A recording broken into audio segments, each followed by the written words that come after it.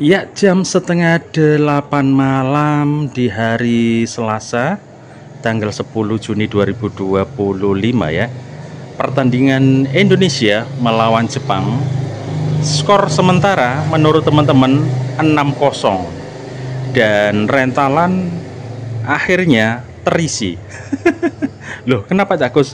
Biasanya kalau Indonesia main rental itu kosong, nggak ada yang kesini, ya, karena pada nonton Indonesia. Nah, ternyata ini teman-teman ini pada kecewa, ya. Ketika skor sudah 3-0, mereka langsung cabut datang ke rental PS Cak Gus. Sementara ini yang datang sementara ya, baru 3 TV, nomor 2, nomor 7, dan nomor 8 ya.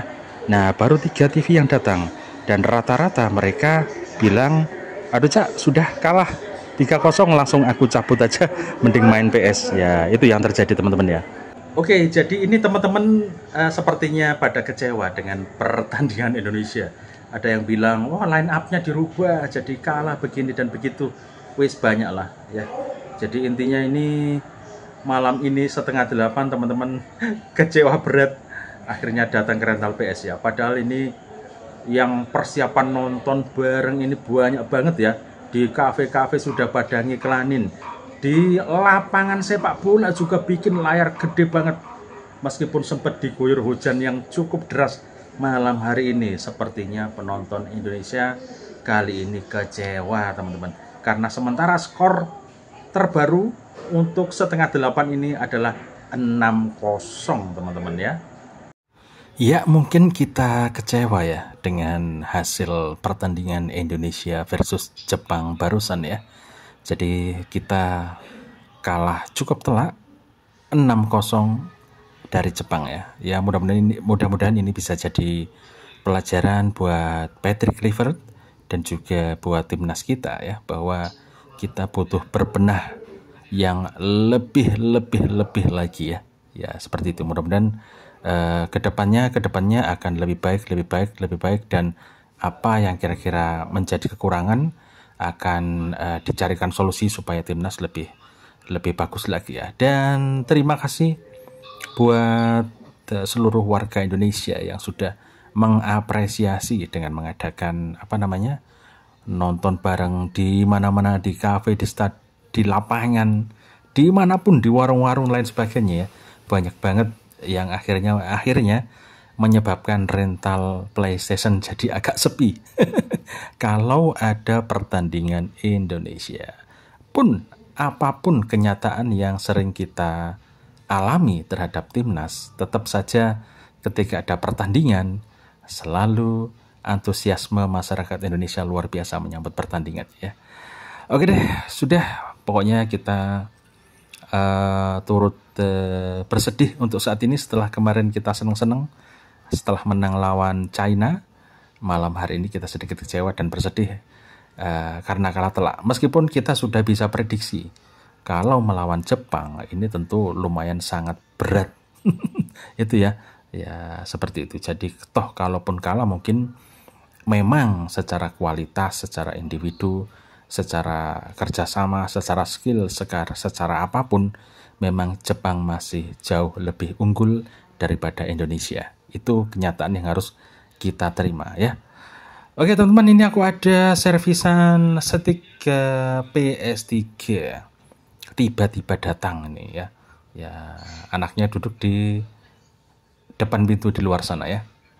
Oke, ini dia tadi sempat chat aku mau beli PS3, cuman aku diemin aja karena memang kadang-kadang aku kalau tak layani, tak ladeni chatting-chattingnya, ujung-ujungnya dia nggak tahu nanti pergi kemana gitu ya, nggak jadi beli, ataupun kalau beli pengennya harganya murah banget, cari yang second. Jadi aku paling agak susah kalau jualan seperti itu ya. Ya, jadi akhirnya dia tadi nyari entah di Facebook atau di mana, dia sudah nemu di daerah sini PS3. Dan ternyata di dalam PS3-nya itu untuk game bolanya dulunya isi di Cak Gus ya untuk bolanya. Jadi dia tahu, Cak, itu bolanya kok ada namanya Cak Gus ya di PS3 yang baru aku beli. Oh iya, berarti dulu ngisi di sini. gitu. Dia tadi bawa satu setiknya, tombolnya nggak nyala, jadi aku ganti PCB. Terus yang kedua, analognya juga rusak, jadi aku ganti analog juga tadi. Ya total sekitar 25.000 lah tarifnya, sama karet-karet ada yang sobek aku ganti. Dan ini dia proses pergantian analog tadi. Anaknya nanya ya, Cak mau nyervis stick bisa nggak ditungguin? Ya bisa-bisa aja, cuman tak periksa dulu, kamu sabar, tak periksa dulu ya.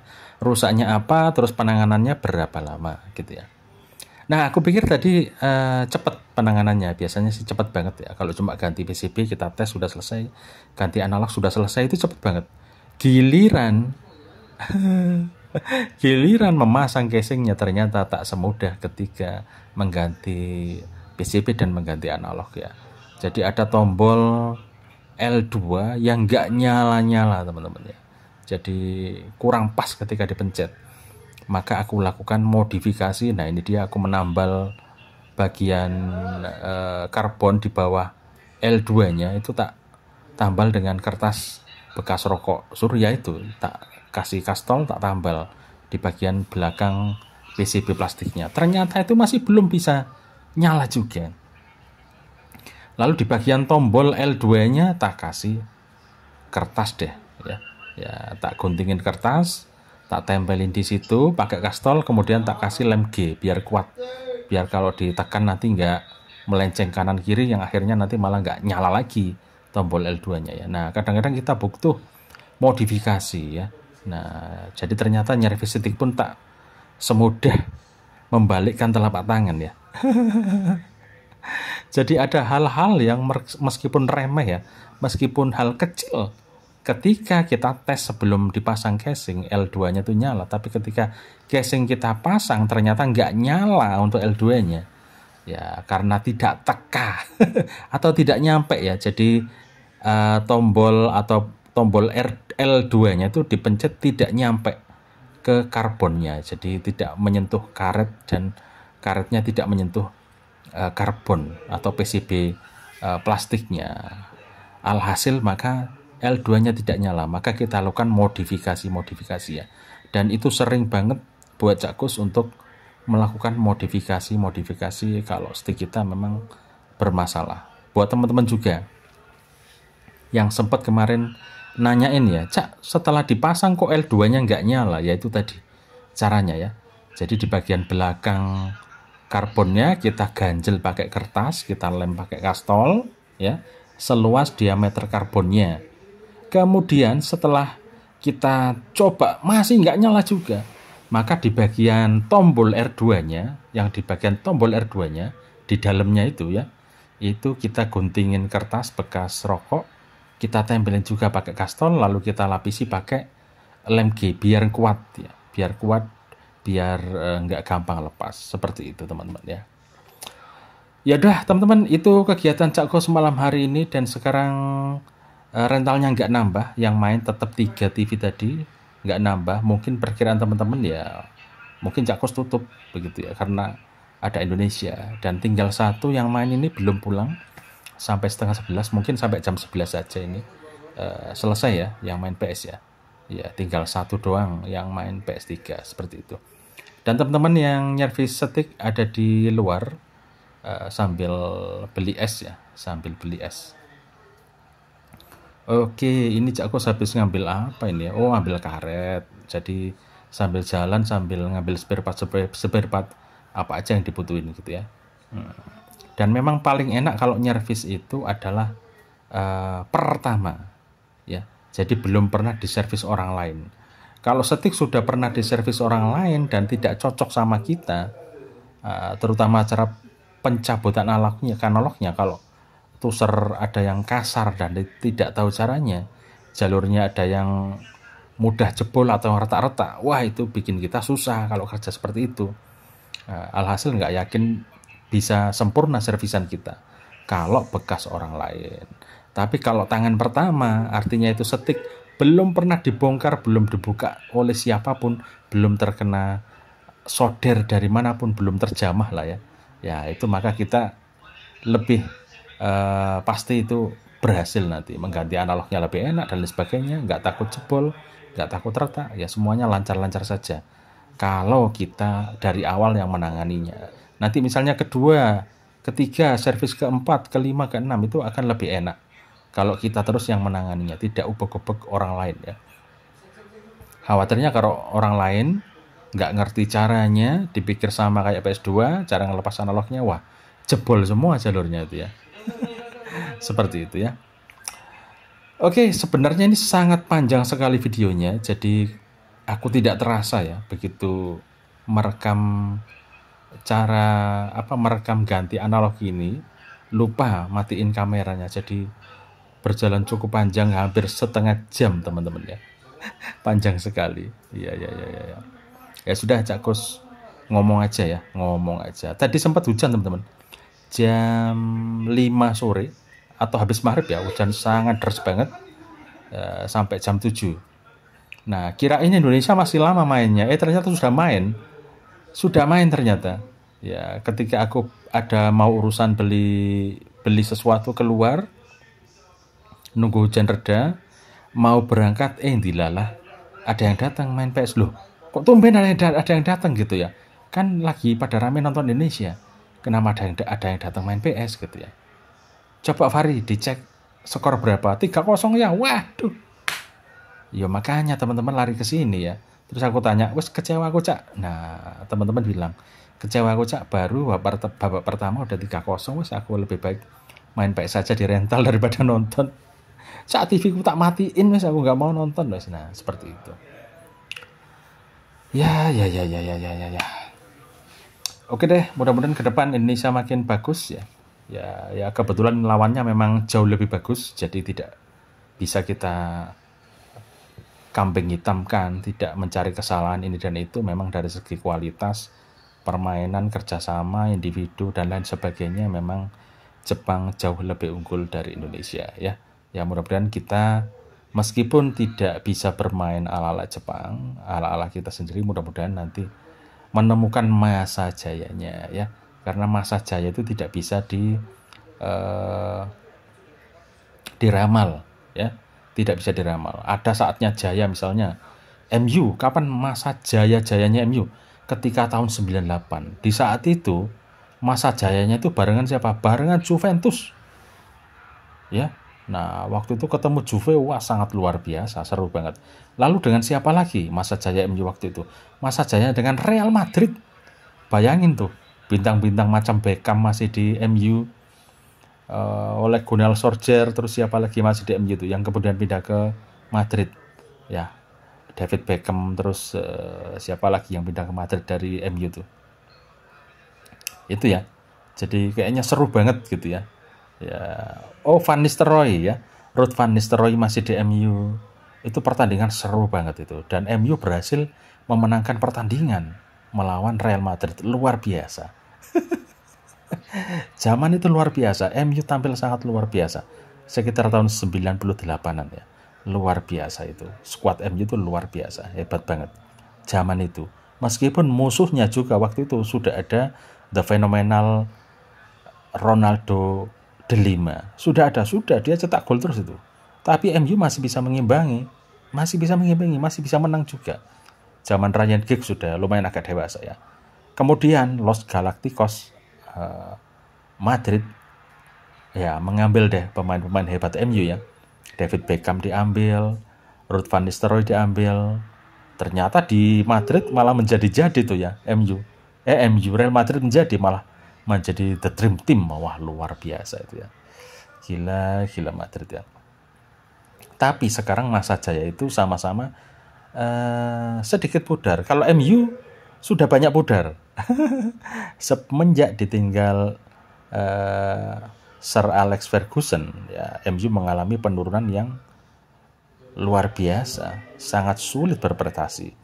Kalau Sir Alex dia memakai pemain yang mungkin tidak hanya bintang ya, bukan bintang, tapi dia bisa memaksimalkan pemain-pemainnya untuk menjadi bagus, bahkan bisa menjadi juara. Itu kehebatan Sir Alex Ferguson ya. Nah, tapi setelah itu ada David Moyes, ada siapa lagi rentetan pelatih. tidak mampu mengangkat performa MU sampai saat ini, dimana dulu MU itu adalah tim papan atas yang dibangga-banggakan Inggris. Sekarang ya susah banget ya, susah banget. Malah sekarang pesaing-pesaing di di Madrid itu bagus banget, di Barcelona wah timnya luar biasa, Atletico Madrid wah luar biasa semuanya ya. Iya, semoga nanti ada klub-klub atau klub MU ini bisa nanti berjaya kembali seperti kasusnya Chelsea ya. Nah, Chelsea dulu juga mengalami hal yang hampir sama dengan MU. Dia terpuruk dan nggak tahu bagaimana cara bisa bangkit untuk Chelsea supaya bisa kembali ke tahta minimal 4 besar Premier League. Tapi ternyata dia melakukan pembelian yang brilian. Ada Cole Palmer, ada siapa lagi pemain yang lain ya, Enzo dan lain sebagainya. Dia merombak serombak-rombaknya, sebanyak-banyaknya untuk Chelsea. Ternyata membawa dampak yang luar biasa. Penampilan Chelsea lebih impresif, lebih menangan, lebih ya mental juara, ya bisa tampil di papan atas Liga Inggris. Itu yang ditampilkan Chelsea. Nah, mudah-mudahan untuk MU yang ditunggu-tunggu kebetulan sekarang ini adalah bursa transfer Eropa ya. Nanti sampai bulan Agustus mudah-mudahan ini katanya si MU sudah siap menjual 10 pemain ya. Gak tahu siapa yang bakal dilelang ya, yang bakal dijual 10 pemain ini dan akan mendatangkan banyak pemain lagi ya. Mudah-mudahan tidak sia-sia. Yang dipantau MU ini pasti bukanlah pemain yang biasa-biasa atau pemain-pemain yang tidak punya visi dan misi bermain yang bagus, enggak. Pasti MU sudah menyeleksi di talent, dilihat permainannya di klub ini begini oke, segini baru direkrutlah sama MU ya. Jadi klasifikasi pemain MU memang harus punya rate, harus punya nilai sekian, 9 misalnya baru bisa main di MU. Makanya jebolan MU kalau keluar itu bisa bagus. Seperti Scott McTominay ya, dia di MU sering dicadangkan padahal bagus, kemudian dia malah pindah ke Napoli dan di Napoli jadi pemain terbaik Napoli sekaligus bisa membawa Napoli juara Liga A, Liga Serie A Italia. Luar biasa Scott McTominay. Nah itu ya, jebolan MU ini dihormati ya di klub-klub lain ya. Oke, sebentar ada yang mau bayar ya. Oke, rental sudah bubar ya, barusan ada yang bayar dan sekarang sudah sepi. Tapi alhamdulillah ya masih ada rezeki malam hari ini teman-teman ya. Ya dapat berapa ya malam ini ya sama servisan tadi ya. 30, 40, 55, 65, 67, terus ini tadi berapa ya? 67 tambah 16, 67, 73, ya dapat 80-an ribu lah malam ini. Ya lumayan ya. Lumayan, nggak niat buka dapat sekitar dapat rezeki sekitar 80.000 malam hari ini ya. Nggak niat buka loh ya, alhamdulillah ya. Jadi rezeki ono ya. Ya, kirain nggak dapat rezeki malam ini, sepi. Karena ada Indonesia, ternyata masih dapat rezeki ya. Ya itulah, kita memang tidak bisa mengetahui rezeki datang kapan aja ya. Kirain nggak ada yang main loh malam hari ini karena ada Indonesia. Ternyata ya masih ada aja yang datang ke rental ya. Ya begitulah ya. Ya wes teman-teman, ini panjang ini videonya yang tak rekam karena aku nggak sadar ini merekam ternyata cukup lama. Hampir setengah jam lah aku ngerekam, baru sadar, oh iya rekamannya belum tak matiin, panjang banget ya. Ya wes itu teman-teman ya yang bisa aku sajikan di konten kali ini ya. Terima kasih sudah menonton dan terima kasih sudah dengerin cerita-cerita Cak Gus malam hari ini. Sampai ketemu di cerita-cerita berikutnya. Wassalamualaikum warahmatullahi wabarakatuh. Hasta la vista.